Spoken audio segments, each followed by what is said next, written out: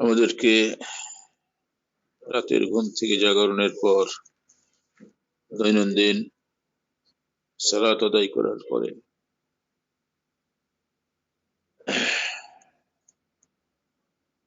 Study গ্রুপের good morning ক্লাসে হোমিওপ্যাথির জ্ঞান সমৃদ্ধির জন্য সমবেত হওয়ার সুযোগ করে দিয়েছেন। দেশ বিদেশের বিভিন্ন জ্ঞানীগুণী চিকিৎসকদের এই মেলায় আমাদেরকে অন্তর্ভুক্ত করে দিয়েছেন, এর জন্য শুকরিয়া জ্ঞাপন করছি, বলছি আলহামদুলিল্লাহ। আজ আন্তর্জাতিক মাতৃভাষা দিবস। দিনটি দেশ জাতি বর্তমানে সারা বিশ্বে এই দিন দিবসটি অতি মর্যাদার সাথে পালিত হচ্ছে। আমরাও যারা প্রকৃতপক্ষে এই ভাষার অধিকার আদায়ের জন্য যারা সংগ্রাম করে গেছেন এবং মাতৃভাষায় নিজেদের অধিকার প্রতিষ্ঠিত করবার জন্য যারা অকাতরে প্রাণ দিয়ে গেছেন, তাদেরকে শ্রদ্ধা ভরে স্মরণ করছি, তাদের রূহের মাগফিরাতের জন্য দোয়া করছি। আজকের নিত্যদিনের মতো আজকেও আমাদের অনুষ্ঠান তেলাওয়াতে কালামের মাধ্যমে শুরু হবে ইনশাআল্লাহ। এরপর আমাদের প্রিয় শিক্ষক, প্রিয় চিকিৎসক ডক্টর মহসিনুজ্জামান স্যারের নাইট্রিক অ্যাসিডিক আমের জার্নি আছে, আমরা সকলে উপভোগ করব ইনশাআল্লাহ। أعوذ بالله من الشيطان الرجيم.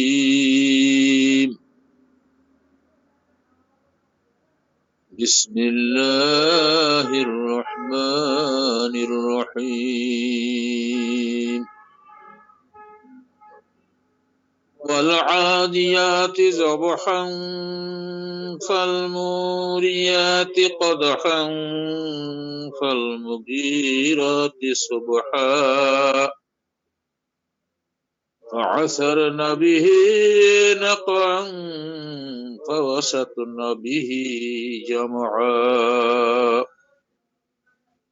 إن الإنسان لربه لكنود وإنه على ذلك لشهيد وإنه لحب الخير لشديد أفلا يعلم إذا بعثر ما في القبور وحصل ما في الصدور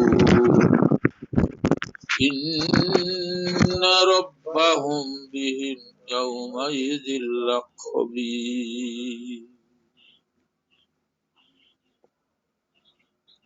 এরশাদ হচ্ছে, বিতাড়িত মরদুদ শয়তান হইতে আল্লাহ পাকের দরবারে পানা চাচ্ছি এবং পরম করুণাময় দয়াল রব্বুল আলামিনের নামে শুরু করছি। শপথ ঊর্ধ্বশ্বাসে চলমান অশ্বসমূহের, অতঃপর খোরাঘাতে অগ্নিবিচ্ছিরক অশ্বসমূহের, অতঃপর প্রভাতকালে আক্রমণকারী অশ্বসমূহের ও যারা সে সময়ে ধূলি উৎক্ষিপ্ত করে, অতঃপর যারা শত্রু দলের অভ্যন্তরে ঢুকে পড়ে, নিশ্চয় মানুষ তার পালনকর্তার প্রতি অকৃতজ্ঞ এবং সে অবশ্য এ বিষয়ে অবহিত এবং সে নিশ্চিতই ধন সম্পদের ভালোবাসায় মত্ত। সে কি জানে না যখন কবরে যা আসে তা উত্থিত হবে এবং অন্তরে যা আসে তা অর্জন করা হবে, সেদিন তাদের কি হবে সে সম্পর্কে তাদের পালনকর্তা সবিশেষ জ্ঞাত। সাদাকাল্লাহুল আযীম ওয়া সাদাকা রাসূলুহুন নবিয়্যুল কারীম ওয়া নাহনু আলা যালিকা মিনাশ শাহিদিন আশ-শাকিরিন। রব্বানা তাকাব্বাল মিন্না ইন্নাকা আনতাস সামিউল আলীম ওয়া তুব আলাইনা ইন্নাকা আনতাত তাওয়াবুর রাহিম। জি, আমরা তো স্যার আপনার অপেক্ষায় আছি স্যার। আবার পরিবেশে তো গতকাল সারা দেশের অবস্থা এরকমই মনে হয়, হালকা বৃষ্টি বৃষ্টি হয়েছে, এখন কুয়াশাচ্ছন্ন দিন। আজকে আন্তর্জাতিক মাতৃভাষা দিবস। সব মিলিয়ে বাকি আল্লাহ পাকের ইচ্ছা সকালের নামাজ আদায় করে আমরা আপনার অপেক্ষায় তেলাওয়াত করে বসে আছি। আলহামদুলিল্লাহ। জি, তো এখনো উপস্থিতি কম। জি স্যার। কেস নিয়ে আলোচনা করব।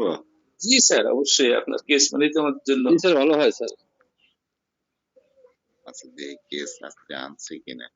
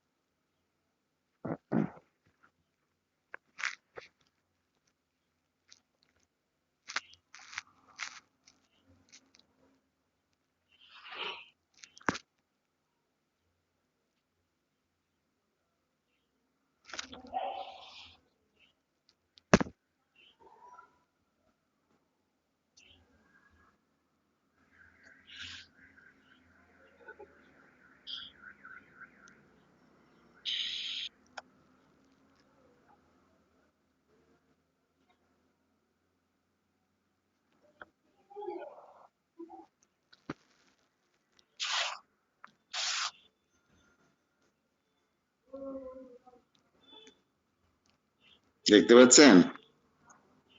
জি স্যার, আসতেছে। আচ্ছা, আমি গ্রামে আছি তো, আর এখানে এখন কারেন্ট নাই, আমি মোবাইল দিয়ে সংযোগ করে করতেছি। তো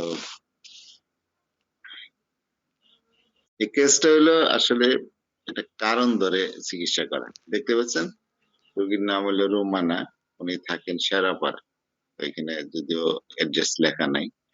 ওনার সমস্যা হইলো যে ওনার আহ, আপনার বাচ্চা কাচ্চা এর আগে হয় নাই। তবে এবার একটা বাচ্চা ধরছিল এবং বাচ্চাটা নষ্ট হয়ে গেছে। আর নষ্ট হয়ে যাওয়ার পরে যে জিনিসটা মনে করছে বাচ্চা এমনি নষ্ট হয়ে গেছে, কিন্তু ব্লিডিং হচ্ছিল খুব বেশি। মানে থেমে থেমে ব্লিডিং হচ্ছিল। পরে আল্ট্রাসোনোগ্রাম করার পরে দেখা গেল যে তার ইনকমপ্লিট অ্যাবর্শন হয়েছে। মানে অ্যাবর্শন হয়েছে, কিন্তু তার এই এখনো অনেক ইয়ের অ্যাবর্শনের পরে জরায়ুতে এখনো অনেক অংশ রয়ে গেছে, পুরাটা বের হয়নি। তো আল্ট্রাসোনোগ্রামের প্রথম আল্ট্রাসোনোগ্রামের রিপোর্ট এখানে আমার কাছে নাই মনে হয়, পরেরটাও নাই দেখি। আচ্ছা, যাই হোক, আমি শুধু ইয়েটা বলি, এটা আসলে ওই আমার যে কম্পিউটারে আছে সেটা চেম্বারে, আর এখানে আগের রিপোর্টটা আছে। তো আমি জাস্ট শুধু এটা কারণ ধরে চিকিৎসা, যদি কারো এরকম ইনকমপ্লিট অ্যাবর্শন হয়, তারপরে কিছু অংশ তারপরে থেকে যায়, যার কারণে ব্লিডিং হয়, তো সেই ক্ষেত্রে আপনারা কি করেন, সাধারণত কি মেডিসিন দেন? Arnica sir. নানিকা দেন? সাইক্লামেনটা আমি দু একটা রোগীর ক্ষেত্রে ইউজ করছিলাম, আমাকে সাইক্লামেন। সাইক্লামেন। আচ্ছা, আর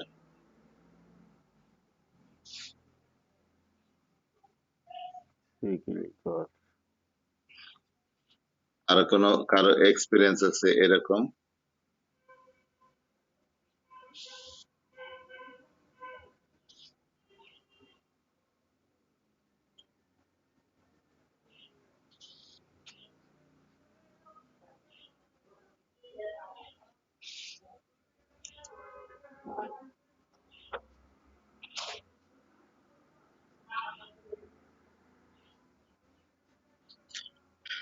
এখানে দেখতে পাচ্ছেন, হ্যালো, জি স্যার, দেখা যাচ্ছে। স্যার দেখা যায়। এখানে একটাই আছে রেপার্টরিতে, একটা জিনিস আছে এখানে যে স্টিমুলেট এক্সপানশন অফ মোলস। তো ক্যান্থারিস, সাবাইনা এগুলো আছে। যদি ভিতরে কোনো আহ, মরা কোনো ইয়া থাকে, মোল থাকে বা মৃত কিছু অংশ থাকে, সেগুলো এরকম বের করতে পারে। ক্যান্থারিস, সাবাইনা দুইটা। আরো কিছু ওষুধ আছে, আমার সেটা আসল রুবিক্সটা পাচ্ছি না এখানে। তো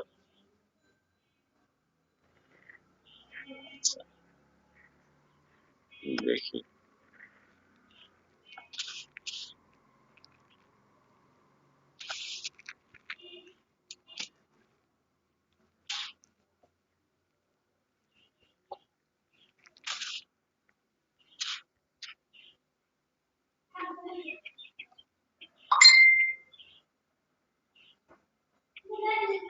আচ্ছা, তো আমি এই ক্ষেত্রে যে ওষুধ বেশি ব্যবহার করি সেটা হলো কলোফাইলাম।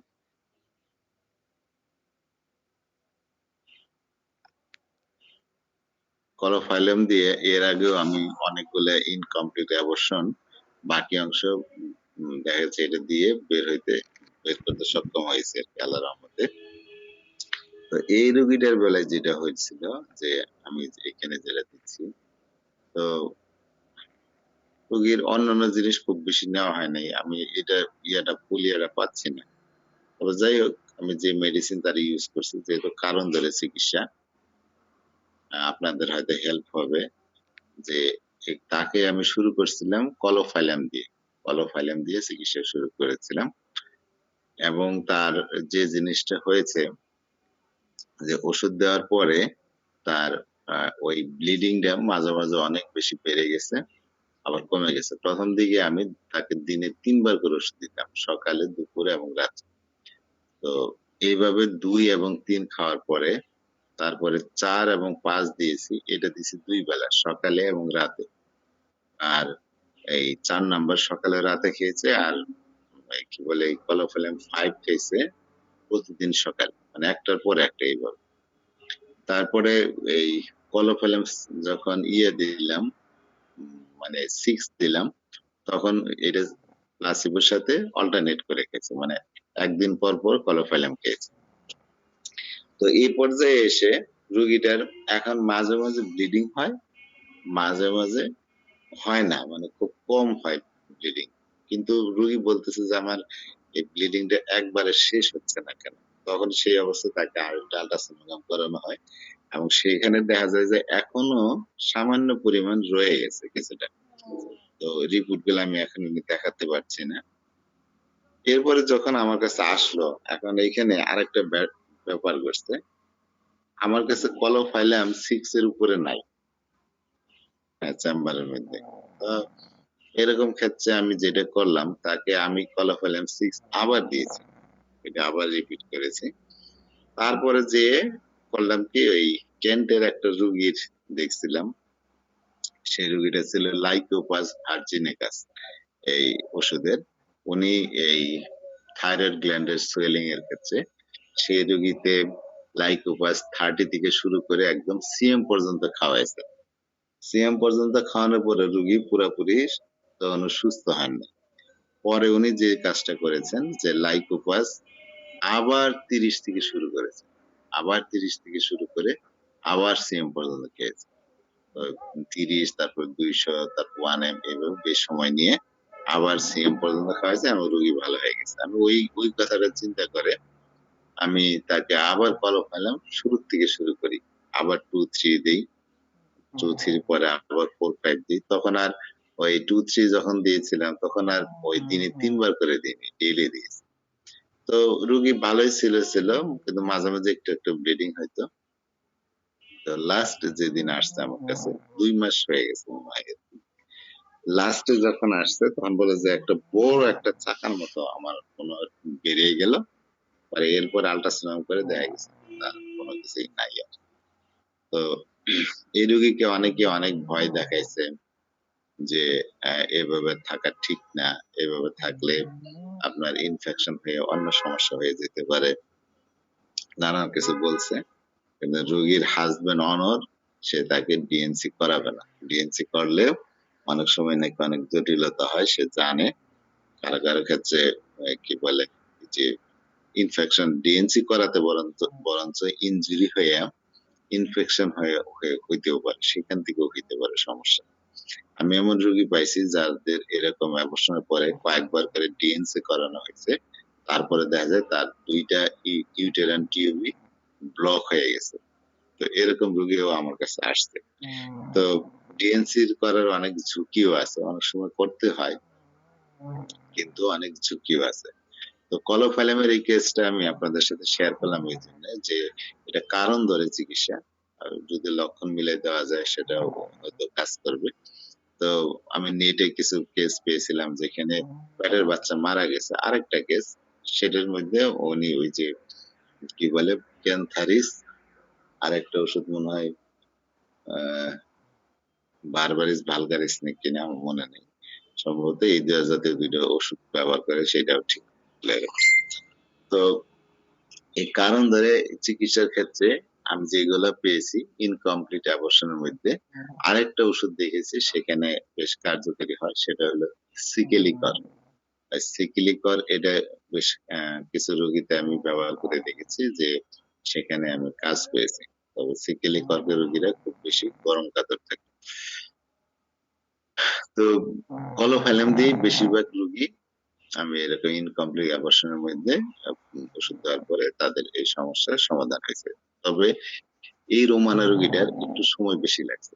আর এখানে আমি 2টা জিনিস আপনার কাছে শেয়ার করলাম, যে একটা হলো দেখেন তার আস্তে আস্তে পড়ে গেছে ঠিক, সেকেন্ড হইলো যে ওই যে কেন্টের যে ফর্মুলা, কেন্ট যে কাজটা করছিলাম পোটেন্সি পুড়ে গেলে সিএম পর্যন্ত যাওয়ার পর আবার শুরুর থেকে শুরু করে আবার উপর দিকে আবার গিয়েছেন, সেটা আমি এখানে ওই ওই সিস্টেমে এখানে প্রয়োগ করেছিলাম যে 6 পর্যন্ত ছিলাম, 6 পর্যন্ত যাওয়ার পরে আবার 2 থেকে শুরু করেছিলাম। তো 2 থেকে শুরু করে আবার 5 পর্যন্ত যাওয়ার পরে তার বাকি অংশগুলো ক্লিয়ার হয়ে গেছে। তো ছোট্ট একটা কেস আপনাদের সাথে শেয়ার করলাম। স্যার আপনি অনুমতি দিলে একটা ছোট্ট প্রশ্ন ছিল স্যার। জি বলেন। স্যার সিকিউরিকরের কথা যে বললেন স্যার, অনেক স্যার বলেন বিশেষ করে মাদারের কথা, যে সিকিউরিকর মাদার যেন চেম্বার না রাখা হয়। আসলে এটা ক্ষতির দিকটা বা প্রয়োগ করে কোনো ক্ষতির দিকটা পাইনি স্যার, যদি একটু 1 মিনিটে স্যার বলতে পারেন সিকিউরিকরের ক্ষতির দিকগুলো কি, বিশেষ করে মাদার টিনচারের স্যার। আসলে যারা সিকিলিকর মাদার রাখতে মানা করে তারা কেন মানা করে? এটা নাকি একবার ব্যবহার করলে সারা জীবন যে কোনো সময় রোগী এটার খেসারত দিতে হবে, এটা এত বেশি ক্ষতিকর। মানে চেম্বারে থাকলে এটা ফেলে দেওয়ার জন্য বলেন, যে একজন ডাক্তার বলেছেন স্যার সিনিয়র স্যারদের ভিতরে স্যার। আসলে কারো এটা সব যদি মুখের কথা শুনে শুনে হয় তাহলে এক জিনিস, আর কারো প্র্যাকটিক্যাল কোনো অসুবিধা তারা ফিল করছে কিনা নিজেরা, আর সেটা যদি শেয়ার করতো তাহলে সবচেয়ে ভালো হইতো। হুম। তো তবে আমরা যখন ম্যাথমেটিকে পড়ি সিগলিকর্কের, এটা তো আর্গট থেকে বানানো হয়, আর্গটের অনেক কুফল আছে, এটা সত্যি কথা। কিন্তু সিগলিকর মাদার দিলে কারো কোনো সমস্যা হয়েছে কিনা, কি প্র্যাকটিক্যালে পাইছেন কিনা সেটা দেখেন। আমি সিগলিকর মাদার ব্যবহার করি নাই, হ্যাঁ, যার কারণে আমি বলতে পারছি না সিগলিকর্কের কথা। আমি লোয়ার পোটেন্সি ব্যবহার করেছি, বেশিরভাগ ক্ষেত্রে 30 ব্যবহার করছি। 30 একদম লোয়ার পোটেন্সি না, লোয়ার পোটেন্সি হয় 3x 6 এরকম, 30টা হলো ওই তো মধ্য নিচের দিকের শক্তি, খুব বেশি হায়ার পোটেন্সিও না। তো সিকিলিকর এটা একটা নসুর জাতীয় মেডিসিন, আমার মনে হয় একটু একটু বেশি পাওয়ার দিয়ে ব্যবহার করলে ভালো। এটা হচ্ছে একটা গম, গমের মধ্যে থেকে মনে হয়, গমের মধ্যে কি এক সংক্রমণ হয় রোগের, সেখান থেকে হয়তো বানানো হয়। তো যাই হোক, আমার লোয়ার পোটেন্সি ব্যবহার করার ইয়া নাই, এক্সপিরিয়েন্স নাই, সেজন্য আমি কিছু বলতে পারছি না।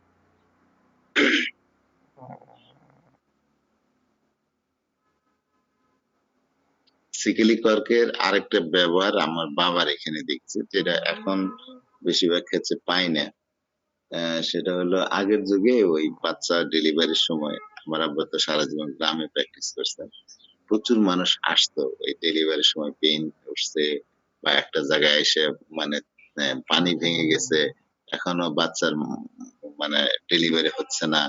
হ্যাঁ, এইরকম অবস্থার ক্ষেত্রে আহ, দেখেছি যে 200 পটেন্সি তা খাওয়ানোর পরে ডেলিভারি হয়ে গেছে। তো এখন তো ডেলিভারির কেস আমাদের কাছে আসেই না, সেই জন্য এখন আর ওইভাবে ব্যবহার করার সুযোগ হয় না।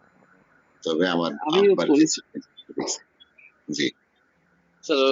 আমি এভাবে করি, যখন স্যার ওই আমরা পালসিটিভা কলোফালিয়াম বা বেলিডোনার লক্ষণ আসে ডেলিভারির ক্ষেত্রে, এইটা দেওয়ার পরে যখন না হয় যে সব ওকে, জ্বরের মুখ ঠিক মতো খুলেছে কিন্তু তার পেইন আছে, ডেলিভারি হচ্ছে না, তখন স্যার আমি এটা 2টা ডোজ করে দিয়ে দিই এরকম করে, এবং আল্লাহ ইচ্ছা ভালো একটা রেজাল্ট পাওয়া যায় স্যার। আমি পটুয়াখালী অঞ্চলে স্যার এদিকে এখন ডেলিভারি রোগী আসে আমাদের কাছে, ঢাকার দিকে হয়তো আচ্ছা। আসে না, যাবে না। জি স্যার। জি, তো আসেন আমরা ইয়েতে চলে যাই, আমাদের ক্লাসে চলে যাই। আজকে আমরা পড়বো নাইট্রিক অ্যাসিড। নাইট্রিক অ্যাসিড কম বেশি আমরা সবাই ব্যবহার করি, কারণ এটা একটা বহুল ব্যবহৃত মেডিসিন। তো নাইট্রিক অ্যাসিড একটা বড় ওষুধ, এটা ভালো প্রুভিং হয়েছে, আর এর ব্যবহার ক্ষেত্র অনেক বড়। তবে এর সুনির্দিষ্ট কিছু মেন্টাল সিমটম, কিছু ফিজিক্যাল জেনারেল সিমটম, এগুলো আমাদের জানা আছে। এগুলা মিলিয়ে দিলে যে কোনো রোগের ক্ষেত্রে এই ওষুধটা কাজ করে। তো ডাইজেস্টিভ এর ক্ষেত্রে কোন কোন ক্ষেত্রে নাইট্রিক অ্যাসিডের ব্যবহার বেশি হয়, আসেন সেগুলো নিয়ে আজকে আলোচনা করি। আর বরাবরের মতো আমরা এখন বরল্যান্ডের ডাইজেস্টিভ ড্রাগ থেকে নাইট্রিক অ্যাসিডাম পড়ব। Nitricum অ্যাসিডাম. There are one or two conditions in which natrium acidum is particularly useful from the digestive point of view. তো এই যে ডাইজেস্টিভের সমস্যার একটা বা দুইটা কন্ডিশন আছে যেখানে নাইট্রিক অ্যাসিড বিশেষভাবে ব্যবহার হয়। আর এর সবচেয়ে বেশি, the commonest of which is ulceration of the lower bowel. সবচেয়ে বেশি যেখানে নাইট্রিক অ্যাসিডামের ব্যবহার হয় সেটা হলো লোয়ার যে বাওয়াল আছে সেগুলাতে যদি আলসার হয়, ধরেন আপনার রেকটাম বা লার্জ ইন্টেস্টাইন, এগুলাতে যদি আলসার হয়, সেই ক্ষেত্রে নাইট্রিকাম অ্যাসিডাম সবচেয়ে বেশি ব্যবহৃত হয়। You seldom get indication for this remedy in an ordinary acute gastritis, except in a typical natrium acidum patient.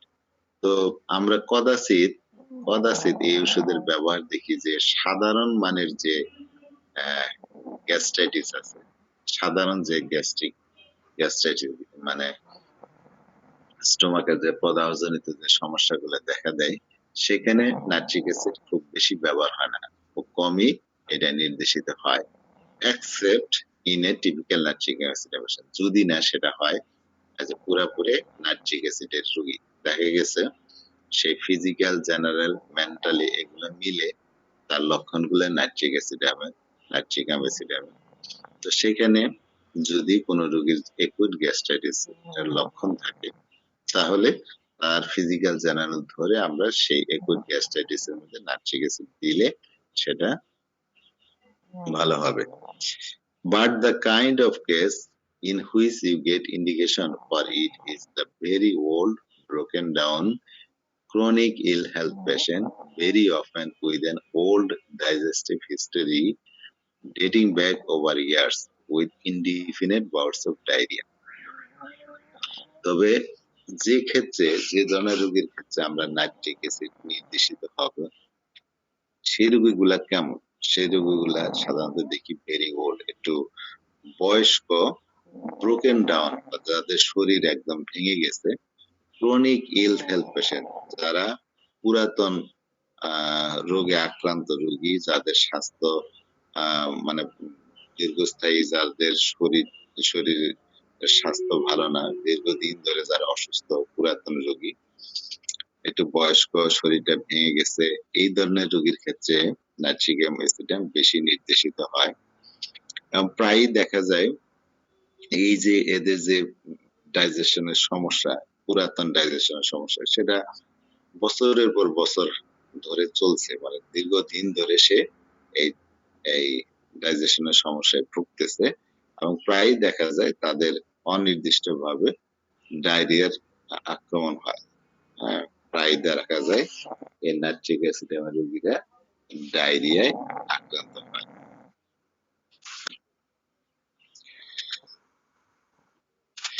Often there is a history of an old dysentery or something similar, and the patient complains of indefinite abdominal discomfort, very often with pain centered around the right iliac fossa. তো nitricum অ্যাসিডামের রোগীদের যদি history নেন, সেখানে দেখবেন যে তাদের পুরাতন আমাশা আছে, ওল্ড ডিসেন্ট্রি আছে, বা এই জাতীয় কোনো অসুখ আছে। তো পেশেন্ট বলবে যে তাদের পেটের মধ্যে একটা অস্বস্তি লাগে, কিন্তু সেটা সুনির্দিষ্ট ভাবে মানে বলতে পারবে না, ইনডিফিনিট, তার কোনো সুনির্দিষ্ট চেহারার কথা বলতে পারবে না, সুনির্দিষ্ট চিত্রের কথা বলতে পারবে না, বা এরকম একটা পেটের মধ্যে তার সবসময় একটা অস্বস্তি লাগে। তো very often with pain centre round the right iliac ফোসা, আমাদের পেটের তল পেটের ডান পাশে যে অংশটাকে ইলিয়াক ফোসা বলে, তো তল পেটের ডান পাশে ওই জায়গাটা ঘিরেই তাদের এই একটা অস্বস্তিকর একটা পেইন সেখানে হয়। তো এর আগে আমরা কোন ওষুধ পড়তে যাই দেখেছিলাম যে তার ডান পাশে বেশি সমস্যা হয়, এই অ্যাপেন্ডিক্স এগুলো সমস্যা, সম্ভবত ন্যাট্রামসাল পড়তে যাই। তো ডান পাশের সমস্যার জন্য আরো মেডিসিন আছে আমাদের, লাইকোপোডিয়াম একটা মেডিসিন। তো এই নাইট্রিকাম অ্যাসিডাম ওষুধটারও পেটের যে অস্বস্তি লাগে, দীর্ঘদিন যারা এরকম ওল্ড ডিসেন্ট্রিতে ভুগতেছেন, তো তাদের এই অস্বস্তিটা বেশিরভাগ ক্ষেত্রে ওই তল পেটের ডান পাশ এরিয়া জুড়ে হয়। It is not clear whether the patient has a chronic appendix or whether it is a legacy from an old dysentery with a chronically inflamed cecum and a history of recurring diarrhea, which is always very painful. তো এই অবস্থাটা, এই যে ডান পাশের এরিয়াতে তার একটা অস্বস্তি থাকে, এটা স্পষ্ট না এটা কি জন্য হয়, এটা হতে পারে তার কোনো পুরাতন অ্যাপেন্ডিক্স এর সমস্যা আছে, অথবা যারা দীর্ঘদিন পুরাতন ডিসেন্ট্রিতে ভুগেছে তার একটা আবেশ, তার একটা কুফল ওখানে থেকে যায়, যার কারণে ওইখানে ওই জায়গাটা যে আমরা জানি ডান পাশে ওইখানে সিকাম থাকে, লার্জ ইন্টেস্টাইনের ওই যেখান থেকে অ্যাপেন্ডিক্স তৈরি হয়েছে তার নিচের অংশ সিকাম। তো সিকাম অংশটা ওইটা দীর্ঘস্থায়ী ওইখানে প্রদাহিত অবস্থা থাকতে পারে, এবং এরা এই সমস্ত রোগীরা যে হিস্টরি দিবে আপনাকে যে এদের বারংবার ডায়রিয়া আক্রান্ত হয়, এবং যেটা সবসময় তাদের জন্য খুব painful, যন্ত্রণাকর। The other type is the patient with a history of tuberculosis. তো এক ধরনের রোগীর হিস্টরি পাবেন যে এখানে তারা পুরাতন আমাশাতে ভুগছে এবং বা এই জাতীয় কোনো অসুখে ভুগছে, তারপরে তাদের পেটের ডান পাশে অস্বস্তি লাগে। তো সেটা অ্যাপেন্ডিক্স এর সমস্যা জনিত হইতে পারে বা পুরাতন ডিসেন্ট্রির কুফল জনিত হইতে পারে, সেখানে এই সিকামটা ইনফ্লাম থাকতে পারে, প্রদাহিত থাকতে পারে, বারবার তারা ডায়রিয়া আক্রান্ত হওয়ার হিস্টরি দেবে এবং যেটা খুব যন্ত্রণাকর। তো অন্য আরেকটা টাইপ আছে যেখানে তারা কিসের হিস্টরি দিবে, তারা টিউবারকুলোসিস এর হিস্টরি দিবে, বলবে যে তাদের টিবি ছিল। He is liable to get feverish attack with an irregular swinging temperature. তো তাদের একটা প্রবণতা থাকে যে প্রায় তাদের জ্বরের আক্রমণ হয়, জ্বর জ্বর লাগে শরীরটা, এবং তাদের এই যে জ্বরটা আসে এটা রেগুলার বেসিসে আসে, ইরেগুলার অনিয়মিত ভাবে আসে, এবং টেম্পারেচার খুব সুইঙ্গিং হয়। তো একবার টেম্পারেচার বাড়ে কমে এরকম, and sweating, এবং তাদের অনেক ঘাম হয়। Associated with that he has digestive disturbance, এর সাথে তার পেটের এই সমস্যাগুলা থাকে, হজমের সমস্যাগুলো থাকে, গোলযোগ থাকে, again with recurrent attack of diarrhoea, তাদেরও এরকম বারবার ডায়রিয়ার আক্রমণ হয়।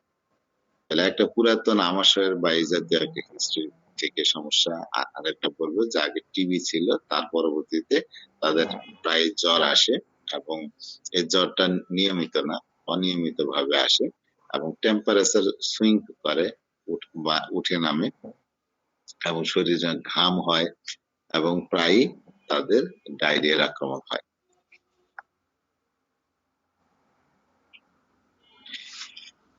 In addition to this pathological background, the Natrichum acidum picture is important.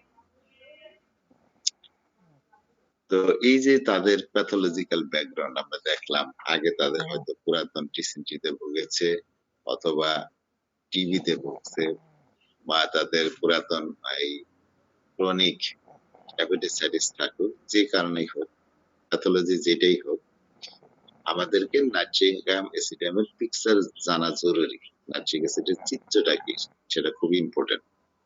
As a rule, the patient is somewhat emaciated.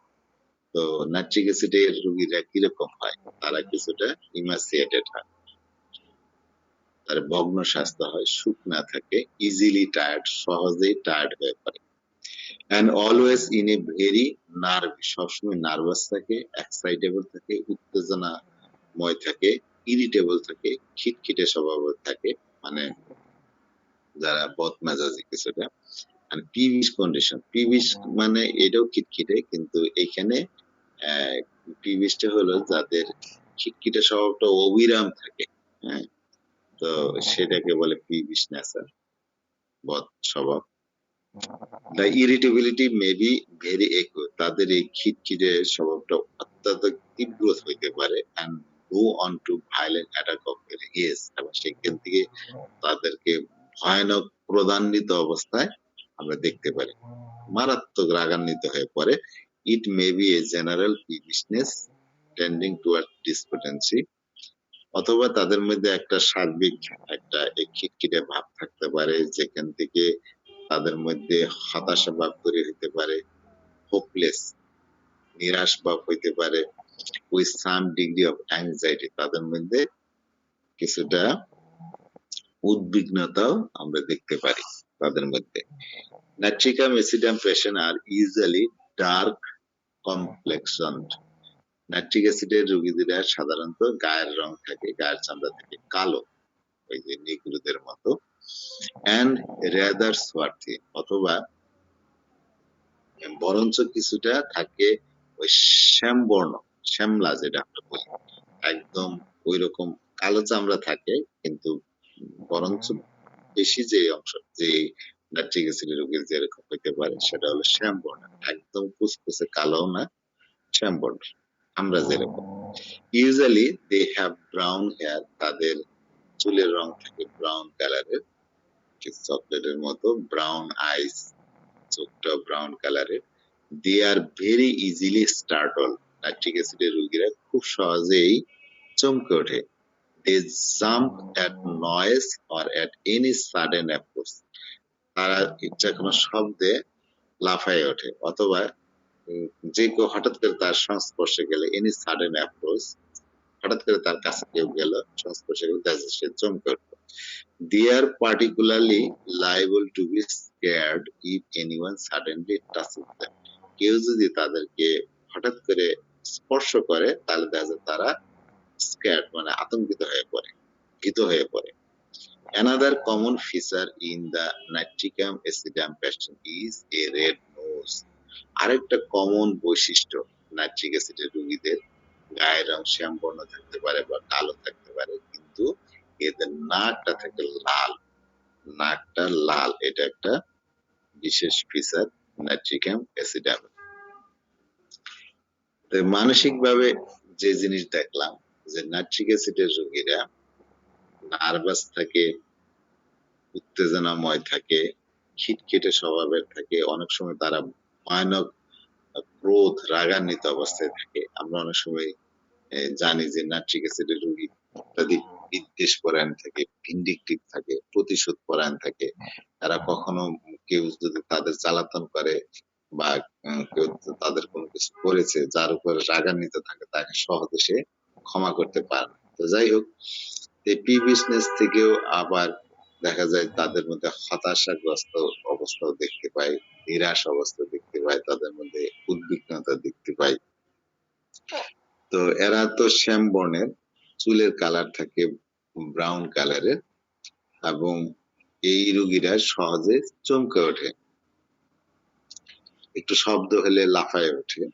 কেউ যদি হঠাৎ করে তাদের সংস্পর্শে চলে আসে তখন চমকে ওঠে, এবং কেউ যদি হঠাৎ করে তাদের টাচ করে তাহলে তারা হঠাৎ করে ভয় পেয়ে যায়, স্ক্যার্ড হয়। তো আরেকটা বৈশিষ্ট্য হলো এদের নাক গুলা লাল থাকে। The Natrichum acidum picture is of someone looking rather thin, dark and sallow. তো এদের চেহারা যদি দেখেন, দেখবেন যে এরা অনেকটাই চিকন চাকন, ডার্ক, কালচে এবং সোয়ালো এবং পাংশু বর্ণের, with a very red nose, নাকটা থাকবে লাল রঙের।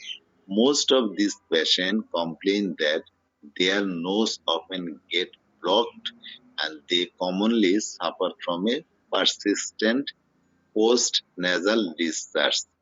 তো বেশিরভাগ রোগীদের মধ্যে আপনি যে জিনিসটা দেখবেন যে নাইট্রিক অ্যাসিডের রোগীদের নাক প্রায়ই বন্ধ হয়ে যায়, ব্লক থাকে, এবং এদের নাকের পিছন ভাগের ওই স্ল্যাশ হয়, এবং সেটা থাকে পারসিস্টেন্ট, মানে অবিরাম সবসময় থাকে। নাক যদি টানে, নাক টানলে পিছন দিক দিয়ে তাদের ডিসচার্জ হবে। These patients usually suffer from severe headache. তো এই রোগীরা, নাইট্রিক অ্যাসিডের রোগীরা প্রায়ই মারাত্মক মাথা ব্যথায় আক্রান্ত হয়, মাথা ব্যথায় ভোগে। Host type is most suggestive. এই মাথা ব্যথার টাইপটাও কেমন ধরনের মাথা ব্যথা সেটাও অনেক বেশি সাজেস্টিভ, সেটা থেকে আপনি নাইট্রিক অ্যাসিড চিনতে পারবেন। There is always a sensation of a increased tension in the head. তার মাথার মধ্যে সবসময় মনে হয় একটা চাপ অনুভব করে, একটা increased tension in the head. The patient describe it either as feeling like something clamping down, মনে হয় মাথার মধ্যে কোনো একটা ক্ল্যাম্প দিয়ে রাখা হয়েছে, or else as a constricting, মাথাটা যেন সংকুচিত হয়ে আছে, tight band round the head, তার মাথার চারপাশে মনে হয় একটা টাইট করে কোনো ব্যান্ড লাগানো আছে, এরকম অনুভূতি হয় তার। এই জন্যই নাইট্রিক অ্যাসিডের রোগীদের অনেকে টুপি পরলে তাদের সমস্যা হয়, টুপি, হ্যাট এগুলো পরলে তাদের মাথা ব্যথা শুরু হয়ে যায়। They are always very sensitive to cold. They are silly patient and cold aggravates all their complaints. Nitric অ্যাসিডের রোগীরা ঠান্ডার প্রতি সংবেদনশীল, তারা শীতকাতর রোগী এবং তাদের যাবতীয় সমস্যা ঠান্ডার মধ্যে বৃদ্ধি হয়। They commonly have an unhealthy mouth. মুখটা খুব থাকে অস্বাস্থ্যকর। There are small, exceedingly sensitive blisters on the tongue, on the inside of the sac, and the gum becomes inflamed with a good deal of bleeding and very offensive smell. তো মুখটা থাকে অস্বাস্থ্যকর, সেখানে আমরা দেখতে পাই ছোট ছোট অত্যাধিক সেন্সিটিভ, এক্সিডিংলি সেন্সিটিভ, খুব বেশি সংবেদনশীল ব্লিস্টার, মুখের মধ্যে ফোসকা পড়ে, জিহ্বার মধ্যে, গালের ভিতরে এরকম ফোসকা পড়ে, ঘা হয় কথায়, এবং সেগুলা অত্যাধিক মাত্রায় স্পর্শকাতর, খুব বেশি সেন্সিটিভ থাকে, এবং গাম, তাদের মাড়ি এগুলো প্রদাহ হয়ে পড়ে, এবং মাড়ি থেকে রক্তক্ষরণ হয়, ব্লিডিং হয়, এবং মুখের মধ্যে খুবই তার দুর্গন্ধ হয়। নাইট্রিক অ্যাসিডের সবকিছুই, সকল ডিসচার্জই দুর্গন্ধযুক্ত, তবে বিশেষ করে যেটা বরিক বলেছেন যে তার ঘাম, তারপরে তার প্রস্রাব এবং তার পায়খানা এগুলো খুবই দুর্গন্ধযুক্ত থাকে। অনেক সময় বলে ঘোড়ার প্রস্রাবের মতো গন্ধ, যারা ঘোড়ার প্রস্রাবের ঘ্রাণ পান নাই তারা তার বুঝবেন না, তবে খুবই দুর্গন্ধযুক্ত থাকে। There is always considerable salivation. তাদের মুখ দিয়ে বেশ স্যালাইভেশন হয়, লালাস্রাব হয়, nearly always a tendency to develop crack at the angle of the lip, এই যে ঠোঁট গুলা আছে না, এই ঠোঁটের দুই কোণার মধ্যে তাদের ঘা হয়, আমাদের গ্রাম দেশে বলে লাগাম ঘা। লাগাম ঘা হয়। তো লাগাম ঘার মধ্যে এই নাইট্রিক অ্যাসিড খুব ভালো একটা ওষুধ, মানে ঠোঁটের কোণার মধ্যে তার ঘা হয়, ওই জায়গাটা ফেটে যায়।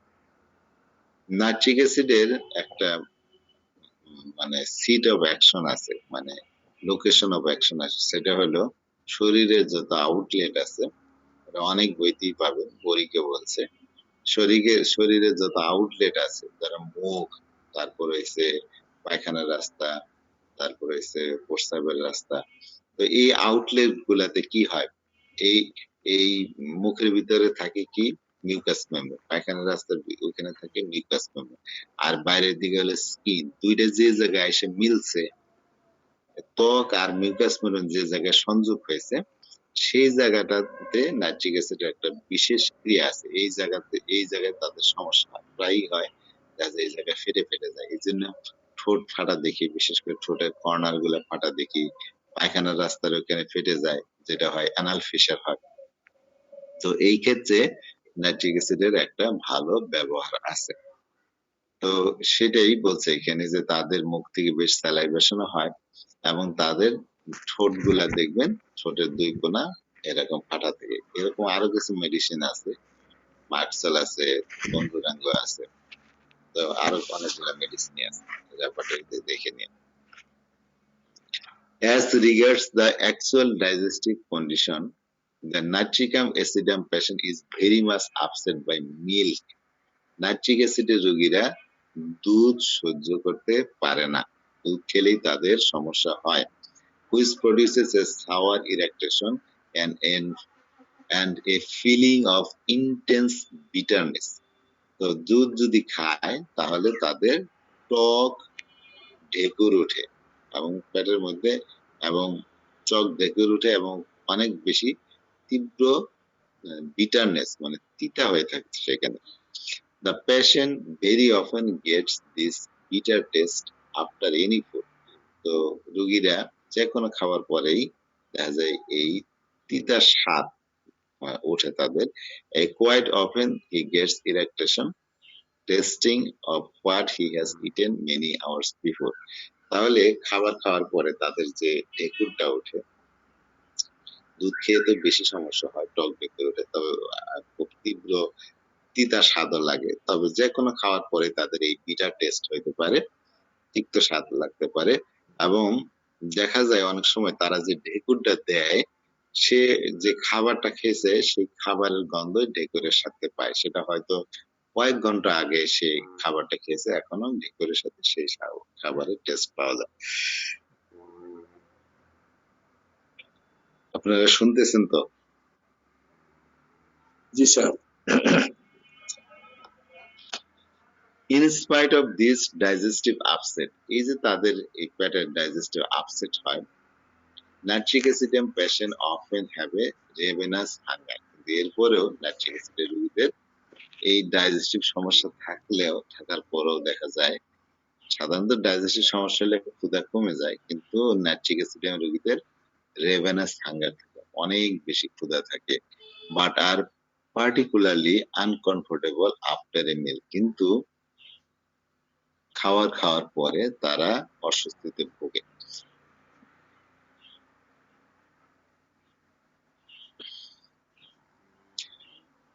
এই যে বিশেষ করে তাদের খাওয়ার পরে তারা অস্বস্তিতে ভোগে, তারপরে দেখা যায় নাইট্রিক অ্যাসিডের রোগীদের এরকম ডাইজেস্টিভ আপসেট থাকার পরেও নাইট্রিক অ্যাসিডের রোগীদের অনেক বেশি ক্ষুধা থাকে। They develop an acute craving for highly tasting food.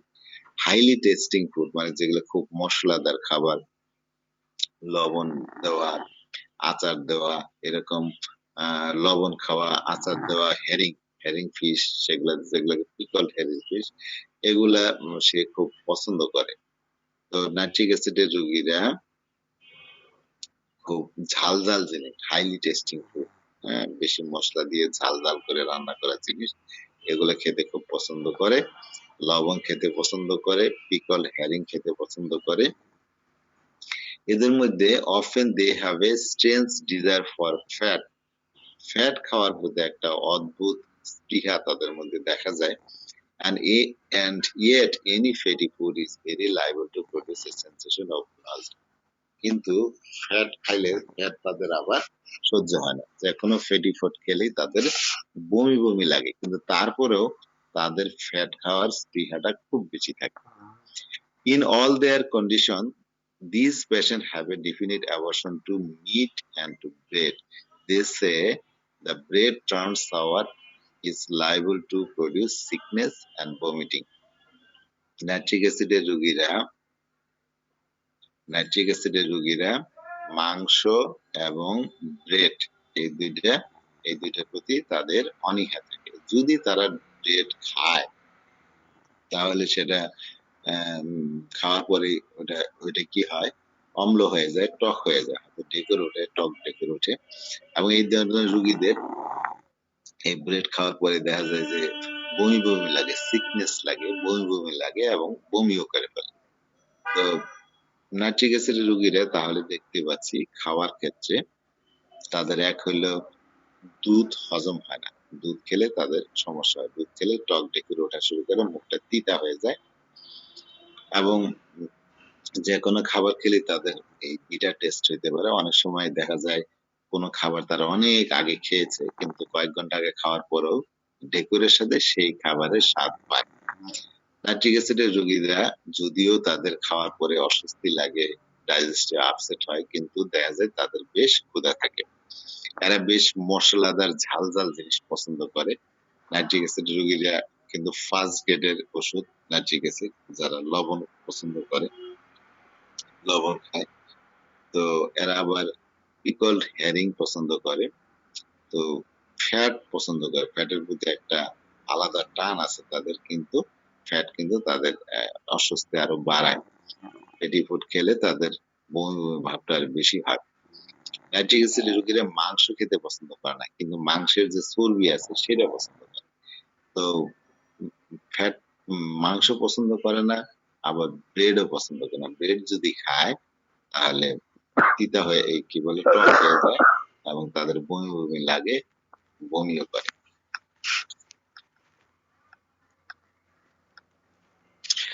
These patients very often feel more comfortable while they are actually eating. তো এক কথায় নাইট্রিক অ্যাসিড রোগীরা যতক্ষণ খায়, খাওয়া অবস্থায় ওই খাওয়ার সময়টাই সে খুব এনজয় করে, সেটা সেই সময় খুব ভালো ফিলও করে। সে feel more comfortable while they are eating, actually যখন তারা সত্যিকার ভাবে কোনো কিছু খাচ্ছে, খাওয়া অবস্থায় তারা ভালো ফিল করে, কিন্তু খাওয়ার পরে কিন্তু তাদের বার্নিং সেন্সেশন হয়। Afterwards they get the burning sensation in the stomach which goes on to definite abdominal colic, এবং সেখান থেকে তাদের পেটে শুল বেদনা হয়। During the period of discomfort, the nitric acid patient feel very hot and sweaty. এই যে পেটের মধ্যে কোনো খাবার খাওয়ার পরে যখন পেটে খুবই অস্বস্তি শুরু হয়, সেই সময় কিন্তু নাইট্রিক অ্যাসিডের অনেক বেশি গরম লাগে এবং ঘামতে শুরু করে, সে ঘাম হয়। এমনিতে নাইট্রিক অ্যাসিডের রোগীরা শীতকাতর এবং ঠান্ডায় তাদের যাবতীয় সমস্যা বেড়েও যায়, কিন্তু ওই পেটের অস্বস্তির সময় পেটটা যখন খুব খারাপ লাগে খাওয়ার পরে, সেই টাইমে সে গরম অনুভব করে এবং শরীরটা ঘেমে যায়। There are two characteristic conditions in connection with the stomach. One is on swallowing, when there is a feeling of obstruction at the cardiac end of the stomach. There may actually be acute stitching pain in that region on swallowing, and occasionally X-ray reveals a definite lesion. More commonly, it is merely a spasm, but there may be actual ulceration. এখানে যে জিনিসটা বলেছে যে nitric অ্যাসিডের stomach সম্পর্কীয় দুইটা বৈশিষ্ট্যপূর্ণ লক্ষণ আছে। একটা হলো যখন তারা কোনো খাবার খায়, খাবারটা খেলো, ঢোক গিললো, মানে কোনো খাবার গিলে ফেললেই তাদের মনে হয় খাদ্য নালীটা যখন স্টোমাকে প্রবেশ করে, খাদ্য নালী ওই স্টোমাকের যে পথে, যে দ্বারে খাদ্য নালীটা ওপেন হয়েছে স্টোমাকের মধ্যে, ওইটাকে বলে কার্ডিয়াক এন্ড। মানে যে পথ দিয়ে খাবারটা, যে দরজা দিয়ে খাবারটা স্টোমাকের মধ্যে প্রবেশ করবে ওই দরজাটাকে বলে কার্ডিয়াক ইন। তো ওই দরজার কাছে তাদের মনে হয় ওই জায়গায় যেন অবস্ট্রাকশন আছে, খাদ্যটা যেন ওইখানে মানে বাধাগ্রস্ত হয়। হুম।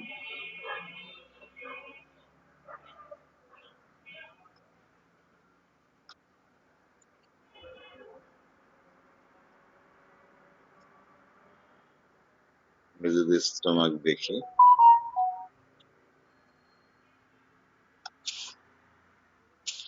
এই যে খাবারটা খেলো, সে খাবারটা খেলো, ঢুক গিললো, ঢুক গিলার পরে এই তো খাদ্য নালী ইসোফেগাস, এই যে যে দরজা দিয়ে এটা ওপেন হলো স্টোমাকের মধ্যে গেল, এই জায়গাটাকে বলে এই ইসোফেগাসের কার্ডিয়াক এন্ড। আর এই দরজাটাকে বলে কার্ডিয়াক অরিফাস স্টোমাকে। তো বা অথবা ইসোফিজিয়াল এনে একটা স্ফিংটার থাকে, ইসোফিজিয়াল স্ফিংটার বলে। তো এই জায়গাটাতে তাদের খাবারটা আটকে যায়, এখানে বাধাগ্রস্ত হয়। তখন রোগীর অনেক সময় মনে হয় যে ওইখানে মনে হয় তাদের ব্যথার কথা যখন বলে রোগীরা, যে খাবার ঢুক গেলার সময় আমার এই যে পেটের উপরিভাগে এই একটা জায়গায় তাদের ব্যথা হয়। তো অনেক সময় এক্সরে করলে দেখা যায় এই জায়গাতে সত্যিকার অর্থেই তার এখানে কোন একটা লেসন আছে, কোন একটা ক্ষত আছে। আবার এটা হইতে পারে যে ক্ষতটা তো কিছুই নেই, জাস্ট এই জায়গাতে কি হয়, আক্ষেপ হয়, স্পেজম হয়, সংকুচিত হয়ে পড়ে, যার কারণে খাবারটা নিচে নামতে তার কষ্ট হয়। তো বলছে ওয়ান ইজ অন সোলেইং, যখন খাবারটা যখন গিলে there is a feeling of obstruction, দেখা যায় সেখানে অবস্ট্রাক্টেড হয়ে আছে cardiac end of the stomach, ওইটাকে বলে cardiac end. There may actually be acute stitching pain, ওইখানে সুস্ফোটানো ব্যথা হইতে পারে। হ্যাঁ, ঢোক গেলার সময় অন ওকাশনালি, যদি আমরা ওকাশনালি মাঝে মাঝে দেখা যায় এক্সরে করলে যে সেখানে সুস্পষ্টভাবে কোন একটা লেসন আছে। তো বেশিরভাগ ক্ষেত্রে এটা সাধারণ একটা স্প্যাজম থাকে, আক্ষেপ থাকে, but there maybe axle accession, সেখানে সত্যিকার ক্ষতও দেখা যেতে পারে। এক্সেপ্ট করে আমরা এখন এন্ডোস্কোপি করলে বুঝতে পারবো আরো ভালো করে যে এখানে কোনো সমস্যা আছে কিনা। The other condition in a similar spasm in pyloric region, আরেকটা অবস্থা আছে একই ধরনের অবস্থা, ওই সিমিলার স্প্যাজম একই ধরনের, ওই সংকোচন হয়, স্প্যাজম হয়, আক্ষেপ হয়, সেটা কোথায়, পাইলোরিক রিজনে। পাইলোরিক রিজনে ওই আপনার যে ছবিটা দেখলাম, এই যে এই অংশটা হলো পাইলোরিক রিজন, স্টোমাকের স্টোমাকের এই অংশটা, এই প্রান্তটা হলো পাইলোরিক প্রান্ত। তো খাবার এখান দিয়ে ঢুকে এখানে একটা দরজা, আর এখান দিয়ে বেরিয়ে যায় এই একটা দরজা, এখান দিয়ে পরে ডিউডেনামে বেরিয়ে যাচ্ছে। খাবার খাওয়ার সময় এই জায়গাতে সংকোচন হয়, বেশিরভাগ ক্ষেত্রে এখানে স্প্যাজমের কারণে সংকোচন হয়, তবে কারো কারো ক্ষেত্রে এখানে আলসারও থাকতে পারে, খাবার গিলতে একটা কষ্ট হয়। আবার একই ধরনের অনুভূতি তাদের এইখানে হয়, এই জায়গাটা হয়, এটা পেটের ডান পাশে হবে, আর এই জায়গাটা তো পেটের উপরিভাগে হবে, একটু বাম দিকে উপরিভাগে। দেখেন এই যে এই পজিশন, যে আমরা বুক যদি দেখি এখানে যদি স্প্যাজম হয়, তাহলে নাইট্রিক অ্যাসিডের রোগীরা বলবে যে এইখানে তাদের একটা ছিঁড়ে ফেলার মানে স্টিচিং একটা পেইন হয়, সুচ ফোটানোর একটা ব্যথা হয়। নাইট্রিক অ্যাসিডের পেইন গুলো সাধারণত কোন স্প্লিন্টার ফুটাইলে, কোন শলাকা ফুটাইলে যে ধরনের ব্যথা হয়, সুচ ফুটাইলে যে ধরনের ব্যথা হয়, সেই টাইপের ব্যথা থাকে নাইট্রিক অ্যাসিড ইউজুয়ালি। আবার ছিঁড়ে ফেলার মতো ব্যথাও আছে।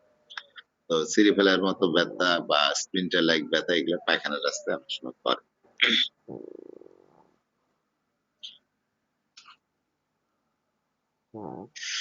তো অন পালপেশন, যদি আমরা হাত দিয়ে ওইখানে পরীক্ষা করি, ইন ইপিগ্যাস্ট্রিয়াম পেটের উপরিভাগে, there is very often a tender spot, একটা স্পট দেখবো যে জায়গায় টেন্ডার করে, মানে ওইখানে ধরলে তাদের ব্যথা হয়, ওভার দ্য পাইলারাস, এটা কোথায় হবে, পাইলারাসের উপরিভাগে।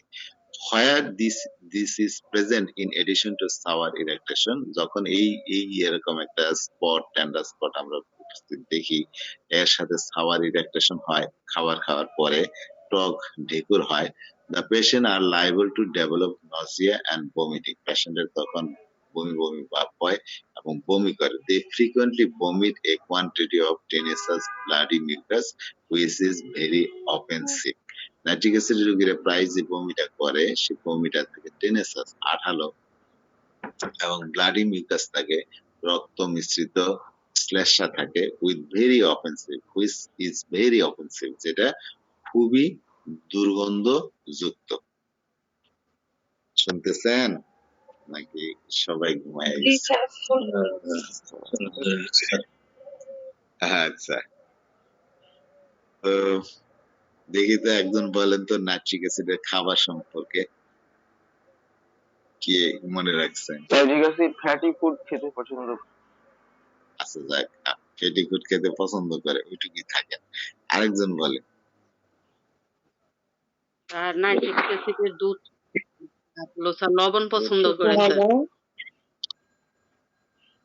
হ্যাঁ, নাইট্রিক অ্যাসিড দুধ কি হয়? স্যার ঝাল লবণ উচ্চ হয় না এটা দিয়ে খাবার পছন্দ করি। জি, মাংস খেতে চায় না। মাংস খেতে চায় না, হ্যাঁ জি। মাংস পছন্দ করে, আরেকটা জিনিস পছন্দ মাংসের করেন না ফ্যাট সেটা পছন্দ কি? করে। রুটি স্যার। হ্যাঁ, পছন্দ করেন কিন্তু রুটি খেলে মুখ টক হয়ে যায় স্যার। জি জি, থ্যাংক ইউ, সবাইকে অশেষ ধন্যবাদ, সবাই মনে রাখছেন। তো আচ্ছা, আমরা আবার পড়ে যাই। আমি বেশি জিজ্ঞেস করতেছি না, আজকে নাইট্রিক অ্যাসিডের পড়াটা তো বড়, হ্যাঁ, যে আজকে আমাদের শেষ করতে হবে।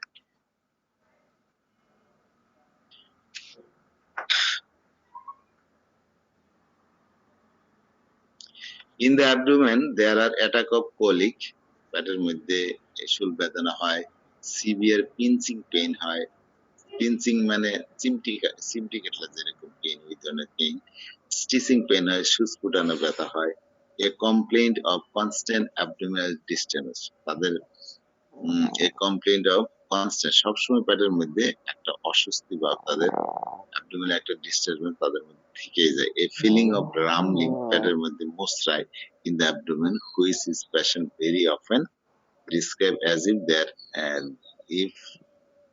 if they are inside or boiling. অনেক সময় পেটের মধ্যে এই যে মোচড়ানোর শব্দ হয়, মোচড়ায় পেটের ভিতরটা, অনেক সময় রোগীরা এইভাবে বর্ণনা করে যে তাদের পেটের ভিতরে জানে সব, আমরা বলি না খাঁটি ইয়াতে খাস বাংলায় যে বলক পারতেছে, আমাদের গ্রাম এলাকায় বলে পানি বেশি ফুটাইলে যে বয়লিং হয়, বা ভাতের যখন হইতে থাকে, বয়েল হইতে থাকে, তখন যে বলক পারতেছে, আপনারা কি বলেন?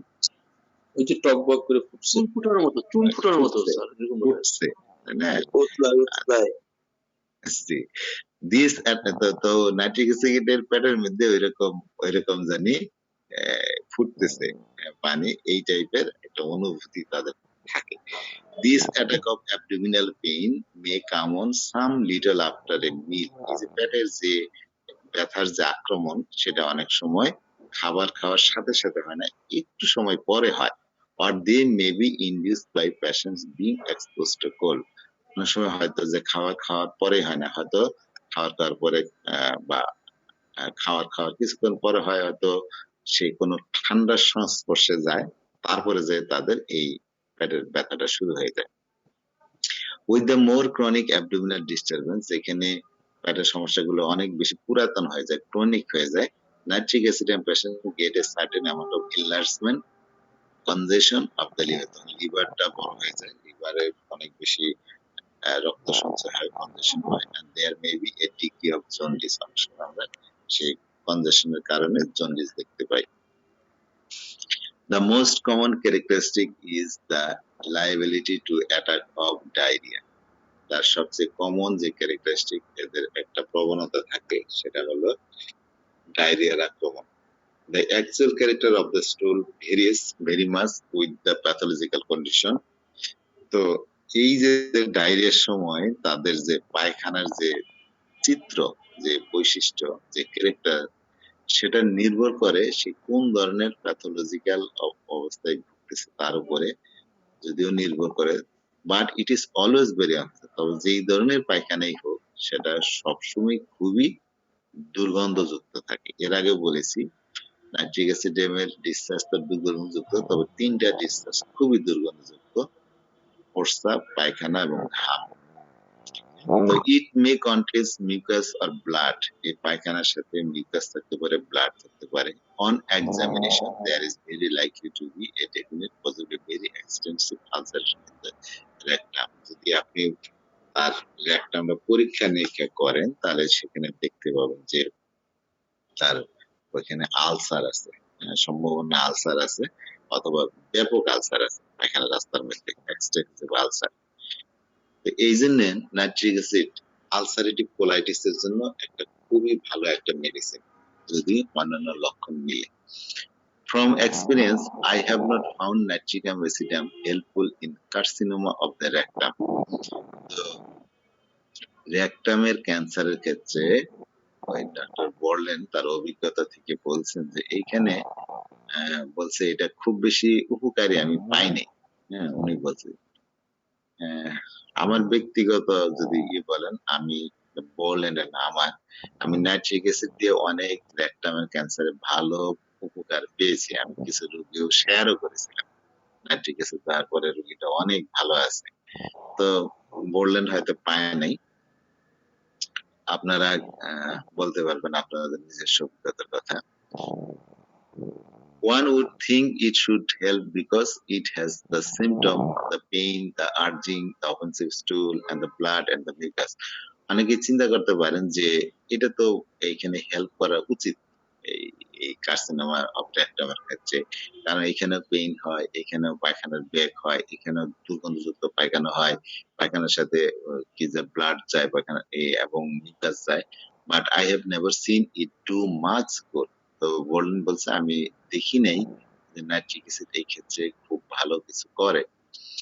It seems to have more affinity for an ulcerative colitis. ওনার মতে এখানে নাইট্রিক অ্যাসিডের ব্যবহারের ক্ষেত্রে এই আলসারেটিভ কোলাইটিস এর মধ্যে এর বেশি ভালো ব্যবহার আছে, এখানে ভালো কাজ দেয়। The constant characteristic of natrium acidum diarrhea is its extreme painfulness. এই যে নাইট্রিক অ্যাসিডের যে ডায়রিয়া হয় সেখানে ডায়রিয়াটা অত্যাধিক যন্ত্রণাপূর্ণ, বেদনাপূর্ণ হয়।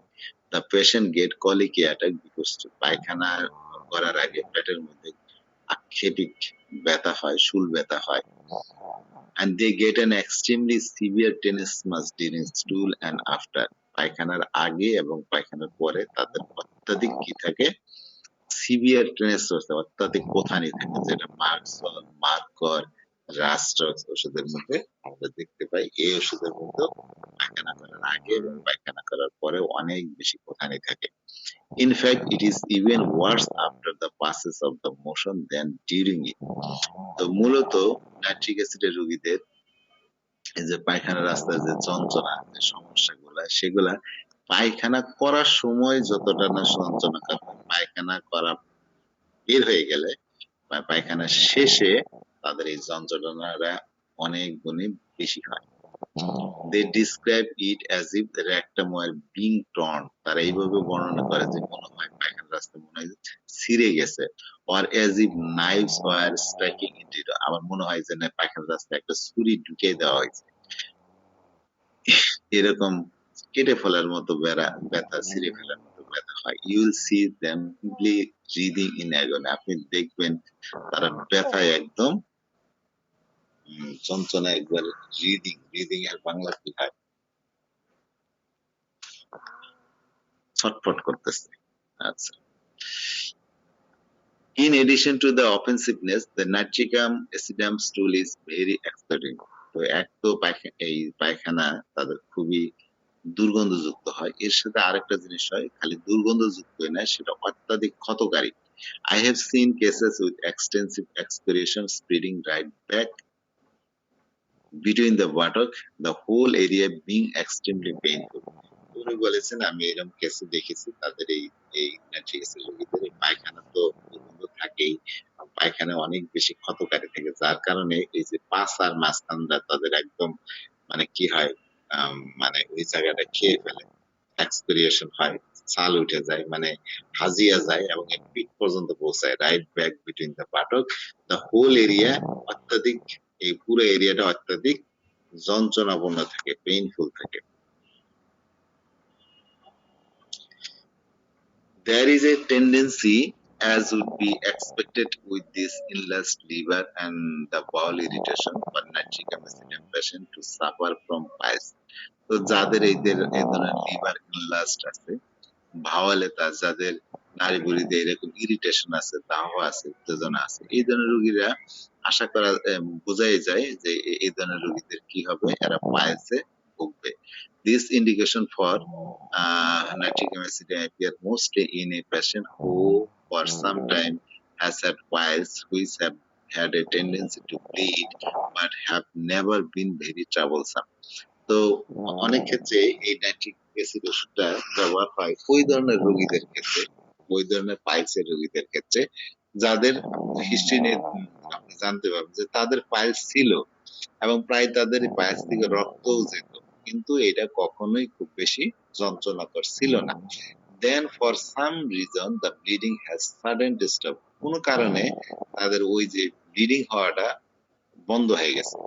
পাইলস ছিল আগে, পাইলস থেকে রক্ত যেত, রক্ত যাওয়ার প্রবণতাও ছিল, কিন্তু এই যে রক্ত যেত পাইলস ছিল, এতে তাদের খুব বেশি যন্ত্রণাকর সেটা ছিল না, কষ্টদায়ক ছিল না, কিন্তু কোনো কারণে সেটা এক সময় এই ব্লিডিং হওয়াটা বন্ধ হয়ে যায়।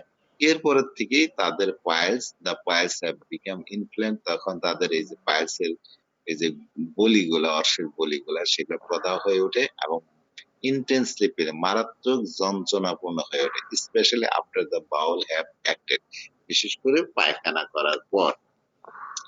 তাহলে নাইট্রিক অ্যাসিডেমের রোগীরা যদি আপনার কাছে ইয়া নিয়ে আসে পাইলস, এখানে আরেকটা অবস্থা আছে কিন্তু ফিশার, দুইটার মধ্যে একটু বৈশিষ্ট্যগত আলাদা আছে। আপনারা তো জানেন পাইলস কি আর ফিশার কি। পাইলসটা হলো তার রেকটাল ভেইন যেটা আছে সেটা কি হয়, সেইটার ভেরিকোজ ভেইন হয়, মানে পায়ের রেকটাল ভেইনটাই গুটি গুটি ধরে ফুলে ওঠে। আর ফিশারে যেটা হয় সেটা পায়খানার রাস্তাটা ফেটে যায়। তো এই যদি নাইট্রিক অ্যাসিডের রোগীরা যদি ইয়া হয়, মানে পাইলসের রোগী হয়, তাহলে সেক্ষেত্রে তাদের হিস্ট্রি নিয়ে শুনবেন যে বেশ কিছুদিন ধরেই তাদের পাইলসের সমস্যা, রক্ত যেত, কিন্তু তাদের এটা খুব যন্ত্রণাকর ছিল না, কিন্তু যেই হঠাৎ করে রক্ত পড়াটা বন্ধ হয়ে গেছে, এখন তাদের ওই পাইলসটা প্রদাহ হয়ে গেছে এবং ওইটা খুবই যন্ত্রণাকর হয়ে গেছে। প্রত্যেকবার পায়খানা করার পরে তাদের তীব্র তখন ব্যথা হয়, তীব্র ব্যথা হয়। This in the typical broken down kind of patient in which nitric acid is indicated. এরকম রোগী, পাইলসে আক্রান্ত রোগী যারা ব্রোকেন ডাউন, স্বাস্থ্যময়, সেখানে নাইট্রিক অ্যাসিড নির্দেশিত হয় এই অবস্থায় এবং সেখানে খুব ভালো রেসপন্ড করে। ইন এডিশন টু পাইলসের ছাড়াও the chronic diarrhea, with the chronic diarrhea the patient are very liable to develop fissure about venous. এই যে এইরকম যারা পুরাতন ডায়রিয়া রোগী, যাদের লিভারের সমস্যা আছে, তাদের তো পাইলসের সমস্যা হয়। আবার এছাড়াও রোগীরা এই অ্যানাল ফিশারেও ভোগে। These are extremely tender, anal fisher খুবই টেন্ডার, স্পর্শকাতর, ভেরি সেন্সিটিভ, টাচ করা যায় না, অফেন বার্ন লাইক ফায়ার, অনেক সময় আগুনের মতো জ্বলে। Patients say when the bowels act, it feels as if fissure were being split open, as if it were being cut by knife. রোগীর এমন ভাবে বলে পায়খানা করার সময় তার মনে হয় যে পায়খানার রাস্তাটা মনে জানে ফেটে যায় এবং মনে হয় যে পায়খানার রাস্তা মনে ছুরি দিয়ে কেটে ফেলছে, এই ধরনের একটা অনুভূতি তাদের পায়খানার রাস্তায় হয়। There is one other point about nitric acid patient which is almost constant and tend to have a very strong smelling urine. Nitric অ্যাসিডের রোগীদের আরেকটা বৈশিষ্ট্য, সেটা হলো তার যেটা সবসময় থাকে, সেটা হলো তাদের প্রস্রাবের তীব্র গন্ধ। It is almost a penetrating as benzoic acid urine. benzoic acid urine যেরকম, সেরকম এর গন্ধ একদম নাকের ভিতর দিয়ে গন্ধ ঢুকে যায়, penetrating, and it has very much the same character. Acid benzoic এর প্রস্রাব নাইট্রিক অ্যাসিডের প্রস্রাব একই ধরনের ক্যারেক্টার থাকে এবং যেটাকে আমরা অনেক সময় বলি ঘোড়ার প্রস্রাবের মতো দুর্গন্ধযুক্ত। There is one weird thing about nitric acid patient. Certain of their symptom are produced or aggravated by railway travel. দেখেন আরেকটা বিষয় আছে একটু অদ্ভুত টাইপের, যে তাদের বেশ কিছু লক্ষণ যদি তারা রেলওয়ে ট্রাভেল করে তাহলে সেগুলো তৈরি হয়, বেড়ে যায়। They are liable to get headache from it, যদি রেলওয়ে ভ্রমণ করে তাহলে তাদের মাথা ব্যথা হয়, and to get sick, এবং তাদের বমি লাগে, and yet certain of their other disturbance are definitely helped by traveling. আবার অন্যান্য যে সমস্যাগুলো আছে সেগুলো আবার ট্রাভেল করলে তাদের উপশম হয়। তাহলে মাথা ব্যথার ক্ষেত্রে বিশেষ করে রেলওয়ে ট্রাভেলের মধ্যে আমরা জানি যত শব্দ হয় সেখানে একটা, তো এই জন্য তাদের এই রেলওয়ে ট্রাভেল যদি করে, রেলওয়েতে যদি সে ভ্রমণ করে তাহলে তাদের মাথা ব্যথা হয়ে যায় বা মাথা ব্যথার বৃদ্ধি হয়, অসুস্থ হয়ে পড়ে। তবে অন্যান্য যে সমস্যাগুলা শরীরের সেগুলা কিন্তু ট্রাভেল করলে আবার উপশম হয়। Even there headache is sometimes relieve by, এমনকি তাদের মাথা ব্যথাও এই ট্রাভেল করলে উপশম হয়। এখানে কেন্ট খুব ভালো করে বর্ণনা করেছেন, যদি রাস্তাটা খুব স্মুথ থাকে, যদি ঝাঁকি না থাকে, আমরা নাইট্রিক অ্যাসিডের রোগীদের ঝাঁকিতে বৃদ্ধি হয় আর শব্দে বৃদ্ধি হয়, তারা কোনো নয়েজের প্রতি খুব সেন্সিটিভ থাকে। যদি রাস্তা মসৃণ থাকে, ঝাঁকি না থাকে রাস্তার মধ্যে, এবং গাড়ির মধ্যে যদি কোনো শব্দ না হয়, তাহলে ওই ভ্রমণে তারা মাথা ব্যথা তাদের কমে যায়, খুব ভালো ফিল করে, ভ্রমণে তাদের খুব ভালো লাগে। কিন্তু ভ্রমণের সময় যদি তাদের ঝাঁকি হয়, শব্দ হয় সেখানে, তাহলে সেটাতে তাদের সমস্যা বেড়ে যায়, বিশেষ করে মাথা ব্যথা বেড়ে যায়। তো এই জিনিসটা খেয়াল করবেন। Occasionally you find a patient who says that the only time he is comfortable is when travel. অনেক সময় রোগীরা আপনাদেরকে এসে বলবে যে তাদের তো কোনো সময় ভালো লাগে না, শরীরটা সবসময় খারাপ লাগে, শুধুমাত্র যখন তারা ট্রাভেল করে, ভ্রমণ করে গাড়িতে উঠে, সেই টাইমটা তারা কমফোর্ট ফিল করে। You may get it either way, আপনি এটা দুই ভাবে পাবেন। ট্রাভেলিং মে রিলিভ দেম, এই ট্রাভেলিং করলে তাদের হয় উপশম দেয়, or it may aggravate them, সেটা তাদের সমস্যা বেড়েও যেতে পারে। ওই যে ওই কথাই, রাস্তা যদি অমসৃণ থাকে, শব্দ হলে তাদের সমস্যা বেড়ে যাবে, রাস্তা স্মুথ থাকলে, শব্দ না থাকলে তারা খুব ভালো ফিল করবে। So if you get a patient who says travelling always does him good, do not rule out nitricum acidum. সুতরাং যদি কোনো পেশেন্ট বলে দেন ট্রাভেল করলেই সে সবসময় ভালো বোধ করে, হ্যাঁ, তাহলে নাইট্রিক অ্যাসিডকে কোনো বাদ দিবেন না। The common thing is for nitric acid patient to be aggravated by traveling of any kind, but you will occasionally come across patient on whom it has opposite effect. তো কমন জিনিস যে railway travel করলে nitric অ্যাসিডের এই সমস্যা বেড়ে যায়, তবে কিছু কিছু রোগীদের ক্ষেত্রে এই তার অপোজিট বিপরীত ক্রিয়াও আমরা এই ইফেক্টটা তার মধ্যে দেখতে পাই, অর্থাৎ তার সমস্যাগুলো কমে যায়। ওই একই কথা, রাস্তা স্মুথ থাকলে, শব্দ না হলে উপশম হয়, রাস্তা উঁচু নিচু থাকলে, যেখানে ঝাঁকি লাগে এবং শব্দ হলে তার সমস্যাগুলো বেড়ে যায়। তো লম্বা পড়াইলাম নাইট্রিক অ্যাসিডাম, আপনাদের হয়তো বিরক্ত লাগছে, অনেক সময় ধরে আসছিলেন, তো আপনারা আরো পড়বেন, যতই পড়িবেন ততই শিখিবেন, বিভিন্ন ম্যাথমেটিক্স থেকে পড়বেন, তাহলে আরো ভালো শিখতে পারবেন। আলহামদুলিল্লাহ স্যার, খুব ভালো লাগছে, কষ্ট হয় না, অনেক ভালো লাগছে, অনেক শিখলাম স্যার। স্যার বাচ্চারা অনেক সময় আসে যে মলদারে পাতলা পায়খানার সাথে মলদারে ঘা, এখানে লাল ঘাস, এক্ষেত্রে তো আমরা নাইট্রিক অ্যাসিডের কথা স্মরণ করতে পারছি না, আলহামদুলিল্লাহ। হ্যাঁ, অবশ্যই স্মরণ করতে পারি, কারণ নাইট্রিক অ্যাসিডের তো একটা ঝাঁঝালো গন্ধ থাকবে, প্লাস আমরা জানি নাইট্রিক অ্যাসিডের পায়খানা খুব এক্সপিরেটিং হয়, এই জন্য পায়খানা রাস্তায় ঘাও হয়ে যেতে পারে, ডায়রিয়ার সাথে পায়খানা রাস্তায় আপনার ঘাটাও দেখতে পারেন।